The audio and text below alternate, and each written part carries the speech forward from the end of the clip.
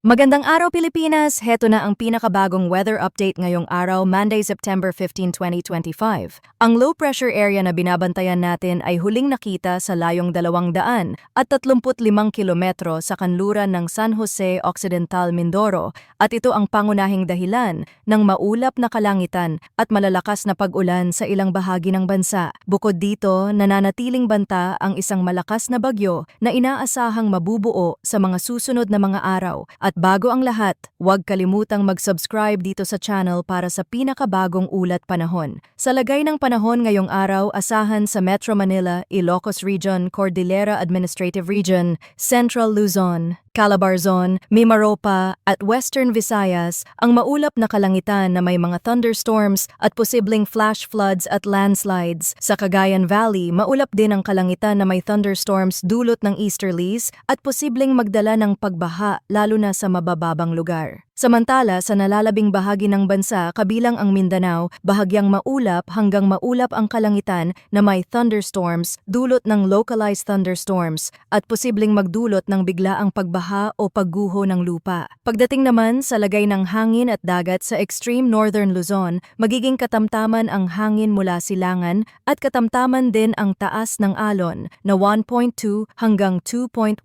meters. Sa Central Luzon at nalalabing bahagi ng Northern Luzon, Banayad, hanggang katamtaman ang hangin mula silangan hanggang hilagang silangan at may taas ng alon na 0.6 hanggang 1.5 meters. Sa natitirang bahagi ng bansa kabilang ang Visayas at Mindanao, Banayad hanggang katamtaman ang hangin mula timog kanluran hanggang timog silangan at ang taas ng alon ay 0.6 hanggang 1.2 meters. Ang mga mangingisda at maliliit na sasakyang pandagat ay pinapayuhan na mag-ingat lalo na kung may thunderstorms. Ayon sa update tungkol sa low pressure area, hindi na ito inaasahang lalakas pa bilang isang ganap na bagyo at sa pagtawid nito sa kalupaan ay unti-unting hihina at tuluyang malulusaw sa West Philippine Sea. Gayunpaman, hindi dapat ipagwalang bahala ang mga dala nitong pag-ulan dahil maaari pa rin itong magdulot ng pagbaha at landslides. Sa ngayon, wala pang bagong low pressure area na nakikita sa loob ng Philippine Area of Responsibility, ngunit ayon sa mga long-range forecasts sa pagtatapos ng linggo o weekend, posibleng may mabuo na isa pang mas malakas na sistema mula sa silangan.